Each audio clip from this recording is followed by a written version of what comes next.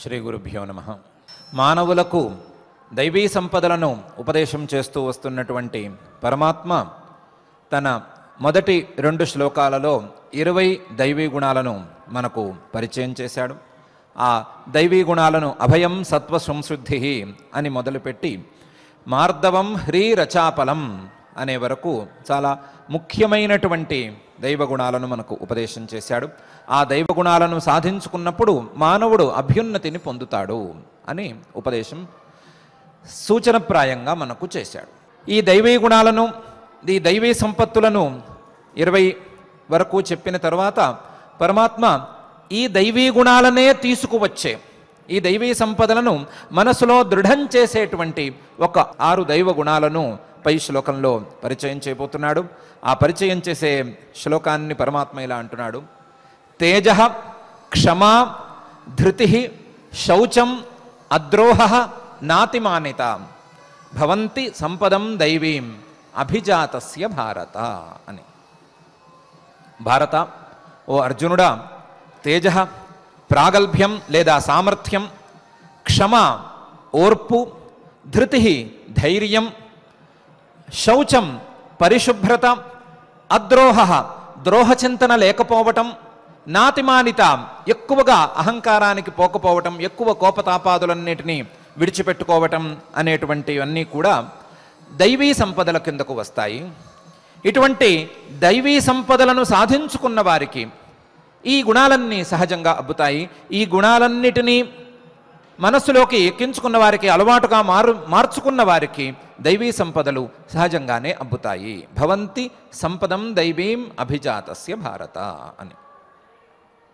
వీటిల్లో మొదటి గుణంగా పరమాత్మ తేజ అనే గుణాన్ని చెప్తున్నాడు. ప్రాగల్భ్యం లేదా సామర్థ్యం అనేదాన్ని ఒక దైవ సంపదగా అర్థం చేసుకోమని అంటున్నాడు. ప్రాగల్భ్యం, సామర్థ్యం, తపస్సును చేసుకునేటువంటి సామర్థ్యం, ధర్మాచరణ చేసేటువంటి సామర్థ్యం, తత్వజ్ఞానానికై సాధన చేసేటువంటి సామర్థ్యం, వీటన్నిటినీ మించినటువంటి సహజమైనటువంటి అంతఃసత్వరూపమైనటువంటి సామర్థ్యం, దీన్ని కూడా పెంచుకుంటూ ఉండాలి, దీన్ని కూడా నిలబెట్టుకుంటూనే ఉండాలి. ఇది నిలబడినప్పుడే ఇతర దైవ గుణాలు కానీ దైవీ సంపదలు కానీ నిలబడతాయి. సామర్థ్యం లేని వారికి ఏ రకమైనటువంటి సాధన కూడా పూర్తిగా నిలవదు, నిలిచినటువంటి సాధన ఫలితాన్ని ఇవ్వదు. ఇలాంటి కష్టాలు లేదా ఇలాంటి సందేహాస్పదమైనటువంటి ఫలితాలు ఉన్నాయి. కాబట్టి సామర్థ్యం లేకుండా ఉండకూడదు. మృదువుగా ఉన్నంత మాత్రాన సామర్థ్యం లేకుండా ఉండమనే అర్థం కాదు. పడమన్నంత మాత్రాన సామర్థ్యం లేని సిగ్గుపడమనే అభిప్రాయం కాదు. చాపలంతో వ్యవహరించవద్దు, అనవసరమైన పనులు చేయవద్దు అని చెప్పినంత మాత్రాన ఏ పని చేయనటువంటి సామర్థ్యాన్ని కలిగి ఉండవద్దు. సరి అయినటువంటి రీతిలో సరి అయిన సామర్థ్యాన్ని కలిగి ఉండటం కూడా ఒక దైవీ సంపదే అని పరమాత్మ చెప్తున్నాడు. సామర్థ్యాన్ని, తేజస్సును లేదా ప్రాగల్భ్యాన్ని కలిగి ఉండి తీరవలసిందే అని అంటున్నాడు. సామర్థ్యం లేకపోతే అనుకున్నటువంటి పని నెరవేరదు, అనుకున్నటువంటి ధర్మాచరణ, అనుకున్నటువంటి సత్సంకల్పం ముందుకు వెళ్ళదు. కాబట్టి సామర్థ్యాన్ని నిలబెట్టుకోవలసిందే అని పరమాత్మ సలహా ఇస్తున్నాడు. ఆ సలహాతో తేజ అనేటువంటి గుణాన్ని మనకు పరిచయం చేస్తున్నాడు. ఈ సామర్థ్యానికి రుజువుగా సాధకులందరి చరిత్రలు మనం చెప్పుకోవలసిందే. ఎంతోమంది సాధకులు, అంతమంది సాధకులు కూడా తమ తమ సామర్థ్యంతోనే, తమ తమ కార్యనిర్వహణ సామర్థ్యంతోనే వారు సిద్ధిని పొందారు అని మనకు తెలుస్తూనే ఉంది. కాకపోతే నిన్నటి రోజునే మనం చ్యవన మహర్షి గారి కథను కొంతవరకు చెప్పుకున్నాం. కాబట్టి ఆయన తన సామర్థ్యాన్ని ఎలా ప్రకటించింది చూసుకుని దాన్ని బట్టి మనం కూడా అలాంటి సామర్థ్యం పెంచుకునేటువంటి అలవాటును లేదా పెంచుకునేటువంటి ప్రయత్నాన్ని చేసుకోవచ్చు. చ్యవన మహర్షి గారు సుకన్య, ఆ సుకన్యకు చ్యవన మహర్షి గారు భర్త కావటం, సుకన్య గారు సేవ ద్వారా చ్యవన మహర్షి గారి యొక్క ప్రీతిని సంపాదించుకోవటం, చ్యవన మహర్షి గారు సుకన్యకు వరం ఇవ్వటం, ఆ వరాన్ని ఆవిడ మీకు యౌవనం వచ్చి కళ్ళు సరిగ్గా రావాలి అనే విధంగా కోరుకోవటం, దానికి తగ్గట్టుగా చ్యవన మహర్షి గారు అశ్విని దేవతలను పిలవటం, అశ్విని దేవతలు వచ్చి మాకు మీరు యజ్ఞ భాగాలను ఇప్పిస్తే మేము మీకు ఉపకారం చేయగలము అని చెప్పటం, దానికి చ్యవన మహర్షి గారు అంగీకరించటం, అశ్విని దేవతలు ముందు ఈయనకి నవయౌవనాన్ని కళ్ళను అన్నిటినీ ప్రసాదించి శక్తియుక్తులతో తయారు చేయటం అనేది జరిగిపోయింది. ఇది జరిగిపోయిన తర్వాత చ్యవన మహర్షి గారు తన మాటను నిలబెట్టుకోవలసినటువంటి సందర్భం వచ్చింది. ఆయన ఒక యజ్ఞం చేశారు. యజ్ఞం చేసి ఈ యజ్ఞంలో అశ్విని దేవతలకు కూడా నేను భాగాలు ఇస్తాను, అశ్విని దేవతలకు కూడా సోమరస భాగాలను సోమరస ఆహుతులను ఇస్తాను అని సంకల్పించారు. సంకల్పించి దానికి కావలసినటువంటి మంత్రభాగాన్ని వాటిని సమకూర్చుకుని ఆయన యజ్ఞం చేస్తున్నారు. యజ్ఞంలో అశ్విని దేవతలకు యజ్ఞభాగాలను ఇవ్వటం తరువాయి. ఆ స్థితిలో ఇంద్రుడు వచ్చాడు. ఇంద్రుడు వచ్చి, ఇంతవరకు అశ్విని దేవతలకు ఏ యజ్ఞంలోనూ భాగాలు లేవు, మీరు కొత్తగా ఇలాంటి ప్రయోగాలేమీ చేయవద్దు, కొత్త పనులేమీ చేయవద్దు, ఇంతవరకు ఎవరెవరికి భాగాలు ఉన్నాయో వారికి ఇవ్వండి, మీ యజ్ఞాలు అలా చేసుకోండి, అంతే తప్ప ఈ అశ్విని దేవతలకు కొత్తగా యజ్ఞభాగాలను ఇచ్చే ప్రక్రియ మీరు మొదలు పెట్టవద్దు అని చెప్పారు. చెప్తే చ్యవన మహర్షి గారు ఒప్పుకోలేదు. ఒప్పుకోక అన్నారు, కాదు, మా ఇద్దరికీ ఒక ఒప్పందం జరిగిపోయింది, ఆ ఒప్పందం ప్రకారం నాకు కావలసినటువంటి పని వీరు చేసేశారు, నేను కూడా మాట నిలుపుకోవాలి మాట ఇచ్చినందుకు, కాబట్టి వీరికి నేను ఆహుతులు ఇచ్చి తీరాలి, యజ్ఞభాగాలను కల్పించి తీరాలి అని అన్నారు. అంటే ఇంద్రుడు కోపగించుకున్నాడు. కోపంతో నేను ఊరుకోను అని అన్నారు. మీరు ఊరుకోకపోయినా సరే నేను సత్యం పలకవలసిన వాడిని, అలాగే మాట నిలుపుకోవలసిన వాడిని, నేను చేసేదే అని చెప్పేశారు చ్యవన మహర్షి గారు. వినయంగానే చెప్పారు, ఎక్కడ కోపాన్ని కానీ లేదా అహంకారాన్ని కానీ ప్రదర్శించలేదు. ఇంద్రుడికి ఇంకా కోపం పెరిగిపోయి వజ్రాయుధంతో మిమ్మల్ని కొట్టేస్తాను అన్నాడు. వజ్రాయుధం, సరే కొట్టుకోండి అన్నారు చ్యవన మహర్షి గారు. ఇంద్రుడు వజ్రాయుధం ఎత్తాడు. ఎత్తే లోపల చ్యవన మహర్షి గారు తన తపశ్శక్తితో మదం అనేటువంటి పేరు కలిగిన ఒక భూతాన్ని సృష్టి చేశారు.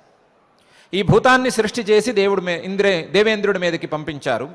పంపించడమే మాత్రమే కాకుండా తన మంత్ర బలంతో దేవేంద్రుడి చెయ్యి కదలకుండా చేసేశారు. ఇంద్రుడు అంతటి వాడు వజ్రాయుధాన్ని ఎత్తి పట్టుకుని నుంచున్నాడు నెత్తి మీద వేసేస్తానని, ఆయన చెయ్యి కదలకుండా ఈయన మంత్రం పెట్టారు. తన తపశ్శక్తిని దానికి వాడారు. అలాగే తన తపశ్శక్తితో ఒక భూతాన్ని, మదం అనేటువంటి భూతాన్ని సృష్టి చేసి ఆ భూతాన్ని వజ్రాయుధానికి వ్యతిరేకంగా ప్రయోగించారు. ఆ మదం యొక్క శక్తిని, ఈ చ్యవన మహర్షి గారి తపశ్శక్తిని చూసిన తర్వాత ఇంద్రుడే కాస్త వెనక్కి తగ్గవలసి వచ్చింది. ఈయన తపశ్శక్తి, ఈయన సామర్థ్యం, ఈయన ప్రాగల్భ్యం, ఈయన తేజస్సు మనం అనుకున్న దానికంటే కూడా చాలా పెద్ద ఎత్తున ఉన్నాయి. నా బాహువుని స్తంభింపజేసేటువంటి శక్తి ఈ భూలోకంలో మానవులకి ఎవ్వరికీ లేనే లేదు. అట్లాంటిది ఈయన నా బాహువు స్తంభింపజేయటమే కాకుండా నా వజ్రాయుధానికి కూడా పోటీగా ఒక భూతాన్ని సృష్టి చేయగలిగాడు అంటే ఈయన సామర్థ్యం ముందు నేను నిలవను. అందువలన ఇప్పుడు చేసేదేమీ లేదు.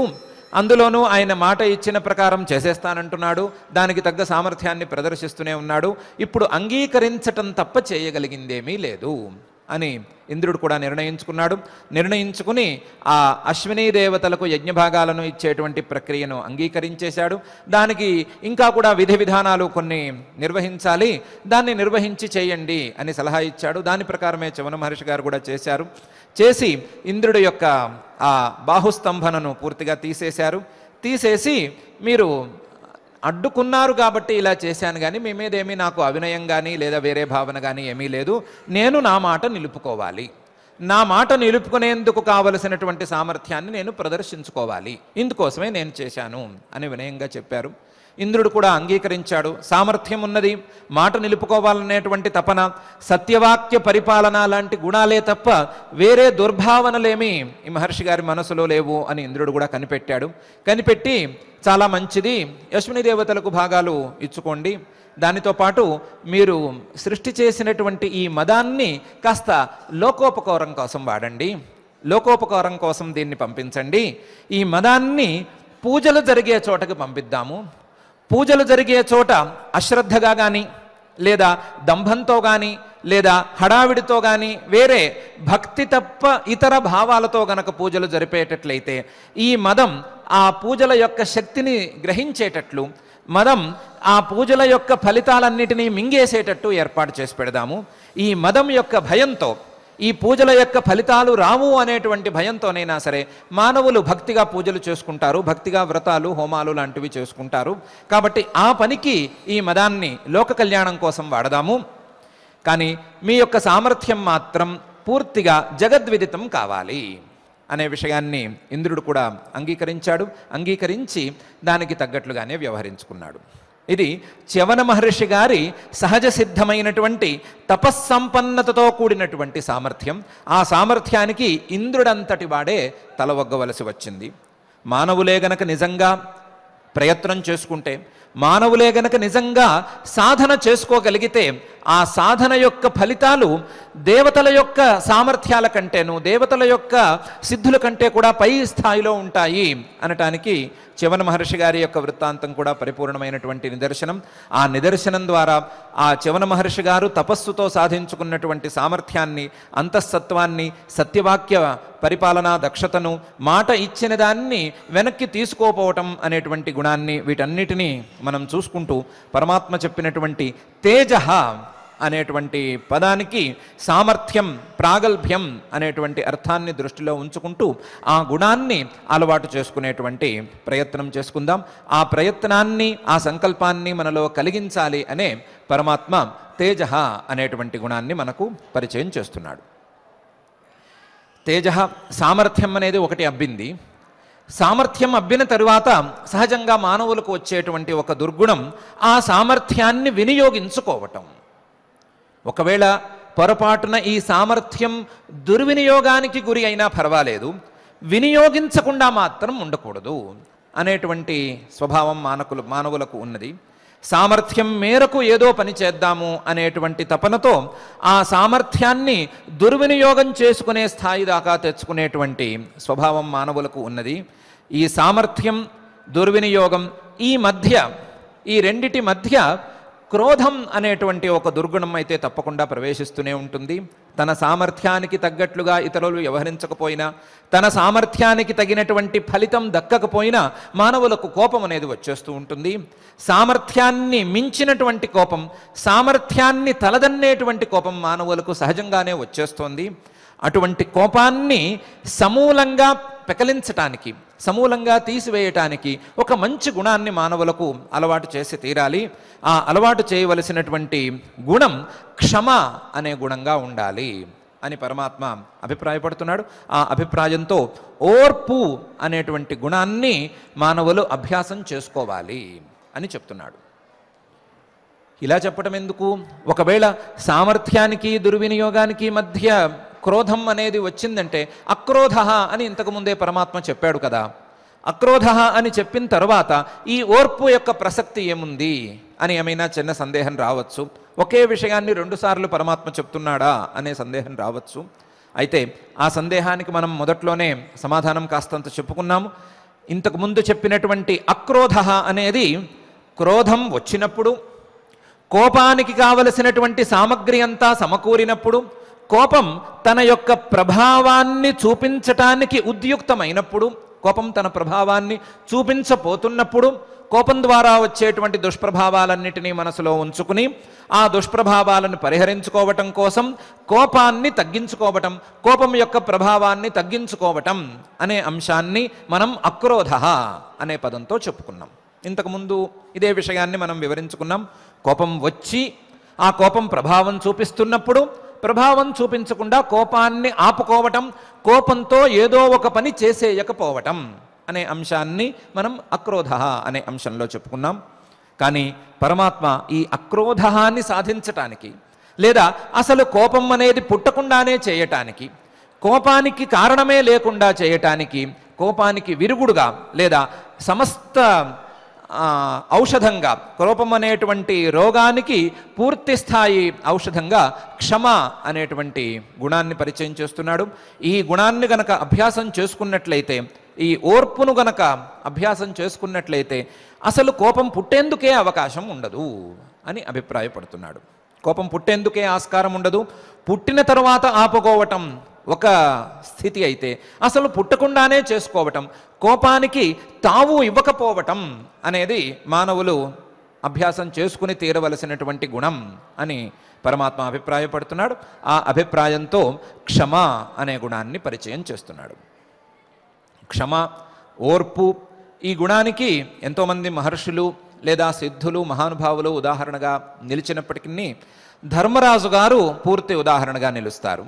ధర్మరాజు గారు ఓర్పుతోనే తన జీవితాన్నంతా గడిపాడు అనే విషయాన్ని మనం ఆయన యొక్క చరిత్ర ద్వారా చక్కగానే తెలుసుకుంటూనే ఉన్నాం. వేరు వేరు సందర్భాలలో ఎక్కడెక్కడ ఆయన ఏ ఏ రకమైనటువంటి ఓర్పును ప్రదర్శించాడు, క్షమ గురించి ఆయన ఏ రకంగా మాట్లాడారు అనే విషయాన్ని జాగ్రత్తగా సంగ్రహంగా పరిశీలించుకోగలిగితే, ఆయన చిన్నప్పుడే పాపం పడరాని కష్టాలు పడ్డారు.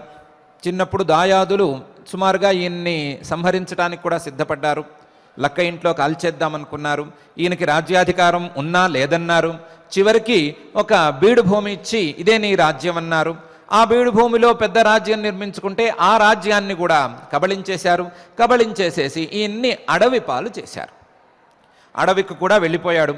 అడవిలో పడరాని కష్టాలు పడుతున్నారు.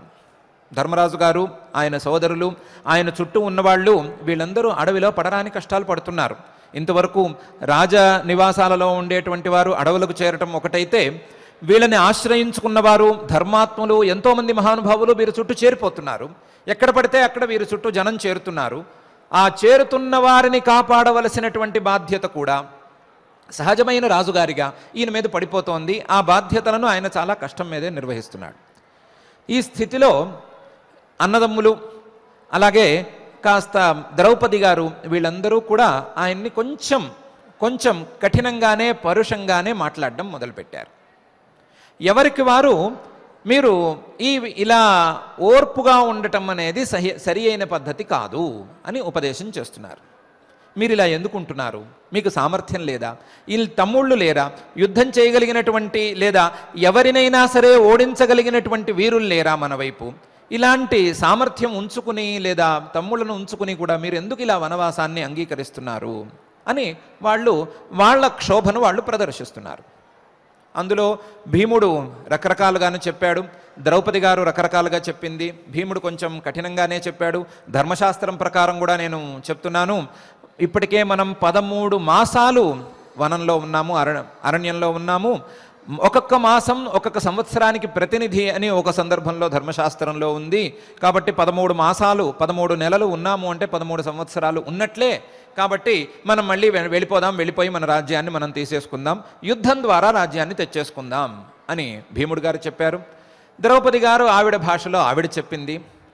ఇవన్నీ ధర్మరాజు గారు విన్నారు. విని ఒకే మాట చెప్పారు. ఏంటంటే, ఇప్పుడు మనం ప్రదర్శించవలసింది కోపం కాదు, ఇప్పుడు మనం ప్రదర్శించవలసింది క్షమ.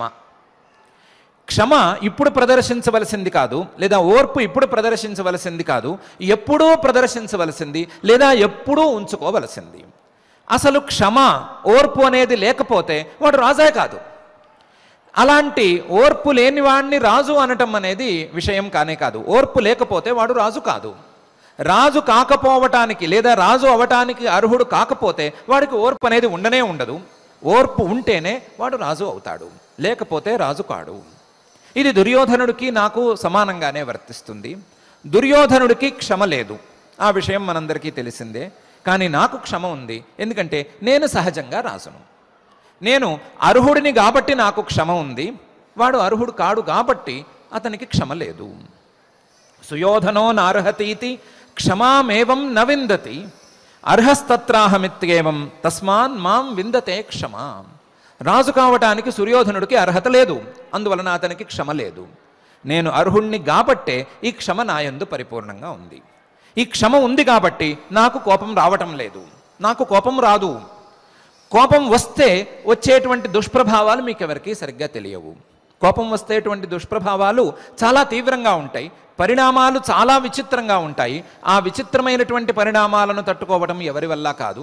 కాబట్టి కోపం తెచ్చుకోకూడదు. క్షమ, ఓర్పు అనే దాన్ని నిలబెట్టుకుని ఉంచుకోవాలి. ఆయన చాలా విస్తారంగా చెప్పారు. ఆయన క్రుద్ధ పాపం నరః కుర్యాత్ క్రుద్ధో హన్యాత్ గురూనపి క్రుద్ధ పరుషయా వాచ శ్రేయసోప్యవమన్యతే. ఓర్పును కాక కోపాన్నే గనక ఆశ్రయించుకున్నట్లయితే, కోపం గా ఉండటం అనేది సామర్థ్యానికి ప్రతీకగా గనక ఎవరైనా ఉంచుకున్నట్లయితే వారు చేయరాని పనులు చేస్తారు. క్రుద్ధ పాపం నరః కుర్యాత్. పాపపు పనులు చేయటానికి ఆ కోపంలో కన్ను మిన్ను కానక మానవుడు ప్రవర్తిస్తాడు. అదేవిధంగా క్రుద్ధోహన్యాత్ గురువునపి, పెద్దవారిని కూడా హింసించేస్తాడు. క్రుద్ధ పరుషయా వాచ శ్రేయసోప్యవమన్యతే. చాలా పరుషమైనటువంటి వాక్యాలను పలికి కఠినమైనటువంటి వాక్యజాలంతో కఠినమైనటువంటి పదజాలంతో పెద్దవారిని కూడా అవమానం చేసేస్తాడు. క్రుద్ధ కోపంతో ఉన్నవాడు చేయరాని పాపం అనేదే లేదు. కోపంతో ఉన్నవాడికి అసలు ఇటు అటు అని రెండు పద్ధతులు తెలియవు. ఏం మాట్లాడాలి, ఏం మాట్లాడకూడదు, ఏం చేయాలి, ఏం చేయకూడదు అనేటువంటి వ్యవస్థే ఏమాత్రం ఉండదు. వాచ్యావాచ్యేహి కుపితః న ప్రజానాతి కర్హిచిత్ నా కార్యమస్తి క్రుద్ధస్య నావాచ్యం విద్యతే తథా అని కూడా అన్నారు. ఏం మాట్లాడాలి, ఏం మాట్లాడకూడదు అనే విషయం మీద ఏమీ నియంత్రణ లేదు. ఏం చేయాలి, ఏం చేయకూడదు అనే విషయం మీద కూడా నియంత్రణ లేదు. అకార్యం చేయకూడని పని చేయటానికి కూడా వెనకాడని తత్వం కోపంలో ఉన్నవాడికి వచ్చేస్తుంది. ఆ క్షణాన తాత్కాలికంగా వచ్చేస్తుంది. దాంతో చేయరాని పనులు చేస్తాడు, అనరాని మాటలను కూడా అంటాడు. అనరాని మాటలు, చేయరాని పనులు ఏదో ఫలానా వాడి మీద కోపం వచ్చినప్పుడే అని అనుకోడు. కోపం ఎవరి మీద వచ్చినా, కోపం ఏ సందర్భంలో వచ్చినా అదే విధంగా ప్రవర్తించటం అనేది ఆ కోపాన్ని అలవాటు చేసుకున్న వాడికి నైజంగా మారిపోతుంది. అలాంటప్పుడు కోపం ఎవరి మీద వచ్చింది అనేది ప్రత్యేకించి అతను పరీక్షించుకోడు. ఈ కోపాన్ని వీరి మీద ప్రదర్శించవచ్చా, ప్రదర్శించకూడదా అని నిర్ణయించుకోక హన్యుర్హి పితరః పుత్రాన్ పుత్రాశ్చాపి తథా పితॄన్ హన్యుశ్చ పతయో భార్యాః పతీన్ భార్యాంస్తథైవచ అని కూడా అన్నారు. కోపం గనక వచ్చినట్లయితే తండ్రి పిల్లలు అనేటువంటి విభాగం కూడా ఉండదు. తండ్రి పిల్లలను బాధించవచ్చు, పిల్లలు తండ్రిని బాధించవచ్చు. కోపమే గనక వస్తే భార్యాభర్తల మధ్య కూడా ఇలాంటి కోపాలు గనక వస్తే భార్యలు భర్తను బాధించవచ్చు, భర్తలు భార్యలను బాధించవచ్చు. వారి యొక్క దగ్గర సంబంధాన్ని కూడా వారు లెక్క చేయరు.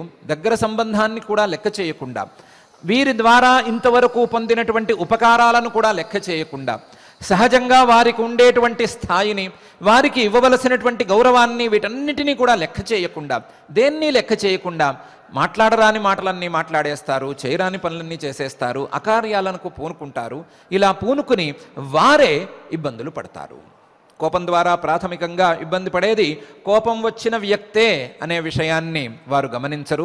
శారీరకమైనటువంటి మార్పులను గణనలోకి తీసుకున్నాం, లేదా పర్యవసానాలను లెక్కలోకి తీసుకున్నాం. కోపం ద్వారా వచ్చినటువంటి ఫలితాలను ఆ కోపం ఉన్న వ్యక్తే ఎక్కువ భరిస్తాడు అనే అంశాన్ని సరిగ్గా అర్థం చేసుకోరు. అర్థం చేసుకోక కోపానికి తావిచ్చి, కోపానికి వశులై చేయరాని పనులను చేసుకుంటారు, అనుభవించరాని ఫలితాలను అనుభవిస్తారు. నేను ఏ మాటను కాదనను, నా రాజ్యం కోసం లేదా నా యొక్క భోగాల కోసం నేను అనవసరంగా నా ఓర్పును విడిచిపెట్టుకోను.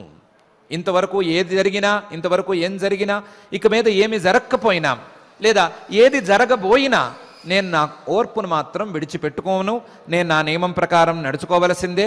మీరందరూ నన్ను ఆశ్రయించుకుని ఉన్నందువలన మీరు కష్టాల పాలవుతున్న సంగతి నాకు తెలుసు. ఆ విషయంలో నాకు బాధగానే ఉంది. మిమ్మల్ని అందరినీ ఇలాంటి కష్టాలకు గురి చేశాను, మన భార్యని ద్రౌపదిని కష్టాలకు గురి చేశాను అనే విషయం నాకు ఉంది, అది నాకు బాధగానే ఉంది. కానీ జరగరాంది జరిగిపోయింది, ఓర్పుతో మాత్రమే నేను దాన్ని గెలుస్తాను. ఓర్పుతో మాత్రమే నేను ఈ కష్టాల నుండి బయటపడతాను తప్ప మీరు చెప్పినటువంటి యుద్ధం కానీ మరొకటి కానీ నేను ఆశ్రయించను. సమయం రానిదే నేను ఏ పని చెయ్యను అనే విషయాన్ని ఆయన కరాఖండిగా చెప్పేశారు. దానికి తగ్గట్టుగానే ఆయన వ్యవహరించుకున్నారు. తర్వాత కూడా ధర్మరాజు గారి యొక్క ఓర్పు యొక్క మహిమ అనేది చాలా స్పష్టంగా తెలియ రావలసినటువంటి సందర్భం కూడా ఏర్పడింది.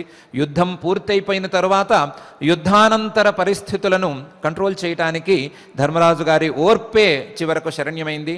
ఆయన ఓర్పు, ఆయన నేర్పు ఈ రెండూ కలిసి ఈ యుద్ధానంతర పరిస్థితులను పూర్తిగా సద్దుమునిగేటట్టు, ఒక సరియైన దారిలో వెళ్ళేటట్లు చూసుకున్నాయి. అలా చూసుకోవటంలో ఆయన తన ఓర్పునే ప్రధానంగా, తన నేర్పు, తేజ అనేది ధర్మరాజు గారిలో లేనిదేం కాదు, ఆ నేర్పుతో పాటు వచ్చినటువంటి ఓర్పు, ఈ రెండిటి ద్వారా ధర్మరాజు గారు ఒక గొప్ప రాజుగా, ఒక గొప్ప సాధకుడుగా లేదా ఒక గొప్ప సిద్ధుడుగా మన ముందు నిలుస్తూ ఉన్నారు. ఇలాంటి వారి యొక్క విశేషాలన్నిటినీ తెలుసుకుని ఏ సందర్భంలో విద్యార్థి దశలో ఉన్నవారు ఏ రకమైనటువంటి ఓర్పును ప్రదర్శించుకోవాలి, లేదా ఉద్యోగాదులలో ఉన్నవారు పై అధికారుల ముందు ఏ రకంగా ఓర్పుతో ఉండాలి, లేదా వ్యాపారాలు చేసుకునేవారు లేదా మరొక పనులు చేసుకునేవారు ఆయా వ్యక్తుల పట్ల ఏ రకంగా ఓర్పుగా ఉండాలి. సహజంగానే సంబంధం కలిగినటువంటి వ్యక్తులు ఒకరి పట్ల మరొకరు పరస్పరం ఏ రకమైనటువంటి ఓర్పును ప్రదర్శించుకోవాలి, తల్లిదండ్రులు పిల్లల పట్ల, పిల్లలు తల్లిదండ్రుల పట్ల, భార్యాభర్తలు పరస్పరము, స్నేహితులు అందరూ కూడా ఓర్పుతో ఏ రకంగా వ్యవహరించుకోవాలి, ఏ రకమైనటువంటి లాభాలను పొందాలి, ఏ రకమైనటువంటి నష్టాలను రాకుండా చూసుకోవాలి అనే విషయాన్ని బాగా గమనించుకుని ఆ ఓర్పుకు విరుద్ధమైనటువంటి భావాలన్నిటినీ పక్కన పెట్టుకుని ఓర్పును విడిచిపెట్టుకుంటే వచ్చేటువంటి నష్టాలన్నీ దృష్టిలో ఉంచుకుని ఆ రకంగా వ్యవహరించుకోమని పరమాత్మ సలహా ఇస్తున్నాడు. ఆ సలహాతో క్షమ అనే గుణాన్ని అక్రోధ అనే గుణానికి సపోర్టింగ్గా, అక్రోధ అనే గుణాన్ని సపోర్ట్ చేసే గుణంగా, ఆ గుణాన్ని తెచ్చిపెట్టే గుణంగా మనకు పరిచయం చేస్తున్నాడు. పరిచయం చేస్తూ క్షమ అని అంటున్నాడు. ఈ క్షమ అనేటువంటి గుణంతో పాటు మానవులకు తప్పకుండా కావలసినటువంటి మరొక గుణం ఉంది అని కూడా పరమాత్మ అభిప్రాయపడుతున్నాడు.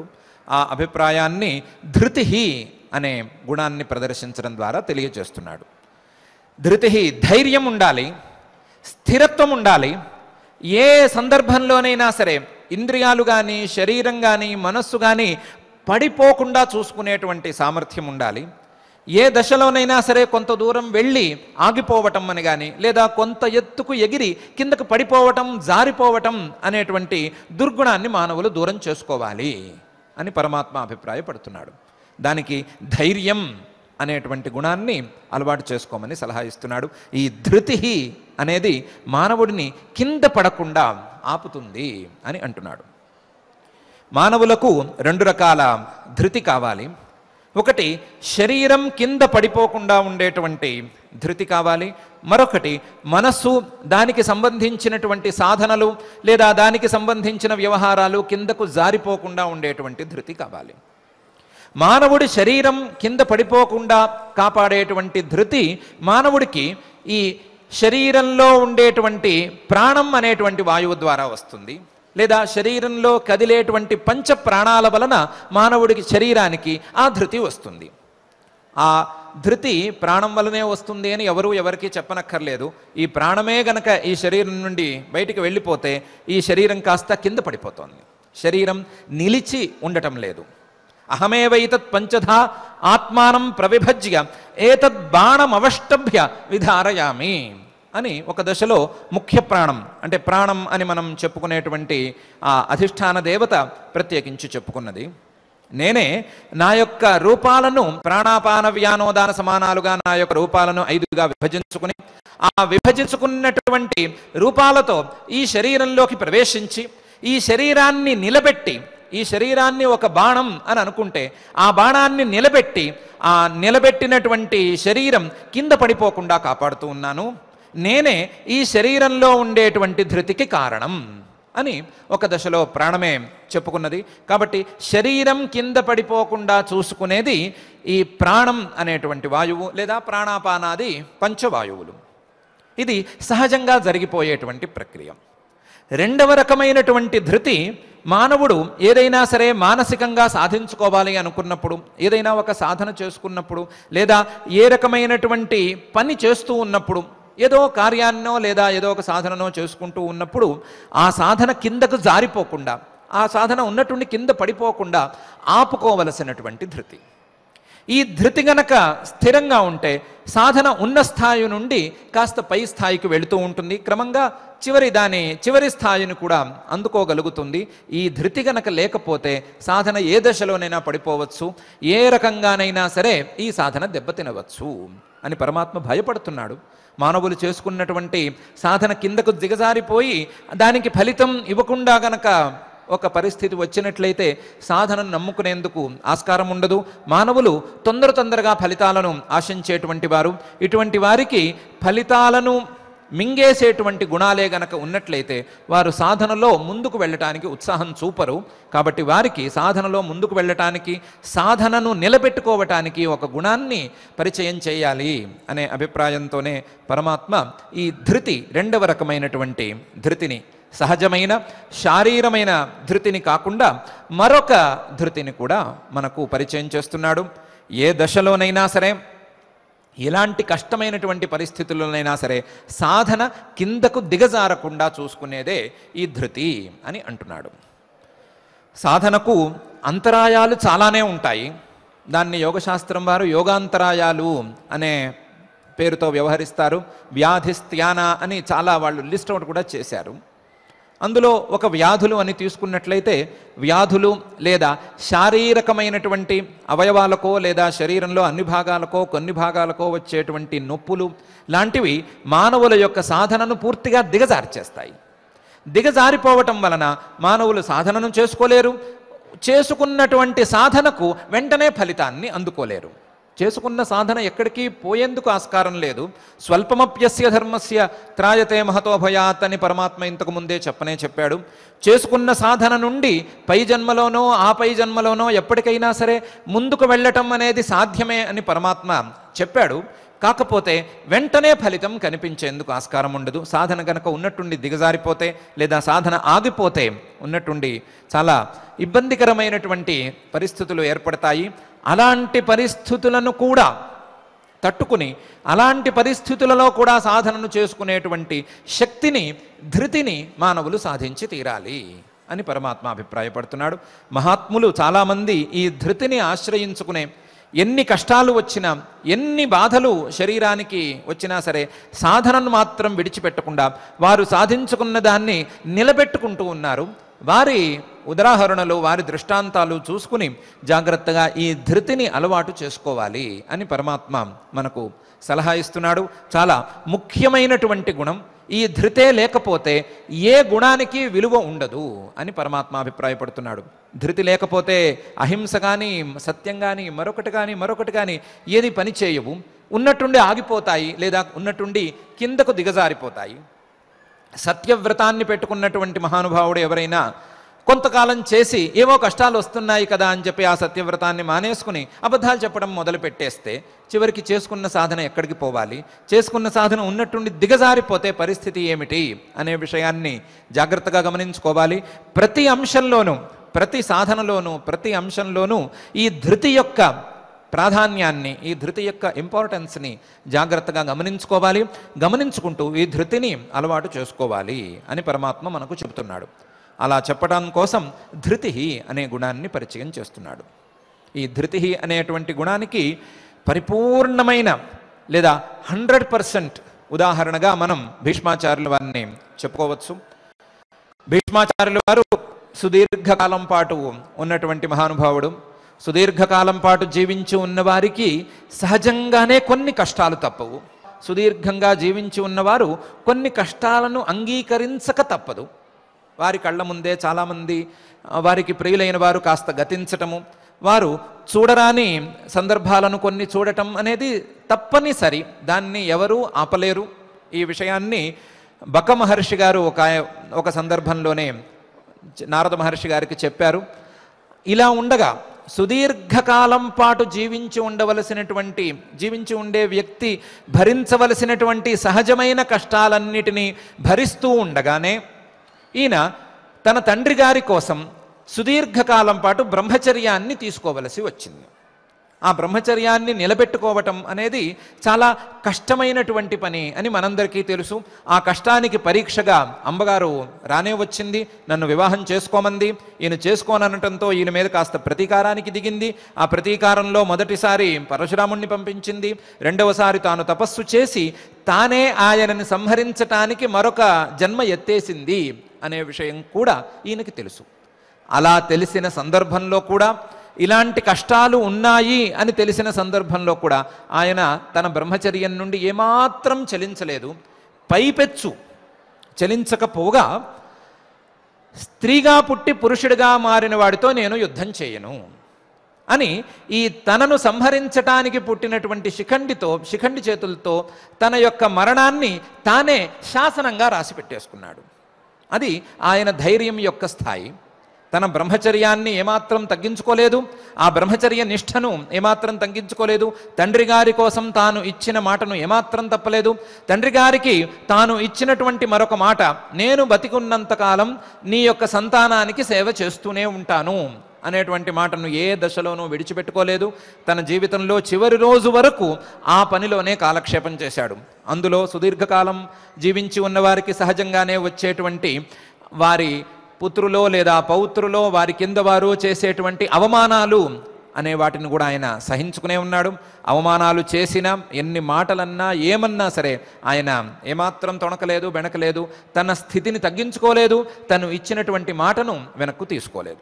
ఇంతేకాదు, ఆయన యుద్ధంలో చివరి రోజున, ఆయన చేసినటువంటి యుద్ధంలో చివరి రోజున ఆయనకి ఒళ్ళంతా బాణాలు గుచ్చుకున్నాయి. ఈ శిఖండి గారే వచ్చారు, అడ్డం నుంచున్నారు, బాణాలు వేసేశారు, ఒళ్ళంతా బాణాలు గుచ్చుకున్నాయి.